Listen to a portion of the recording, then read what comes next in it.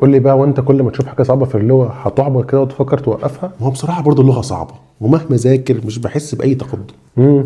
عندك حق. ولو انت كل يوم هتقعد تقيم مستواك كده، اكيد لازم تقول لي الكلام ده. يعني ايه؟ ايه رايك لو في مثلا شجره انت كل يوم بتبص عليها كبرت ولا لا؟ هل ده طبيعي؟ اكيد لا. ومع ذلك انت بتروح تسقيها كل يوم حتى لو مش ملاحظ انها كبرت، صح؟ تمام، ده ايه برضو علاقته بمستواي؟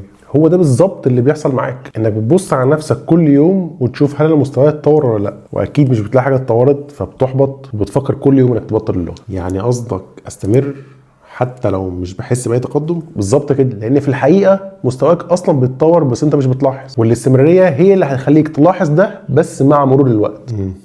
عندك حق.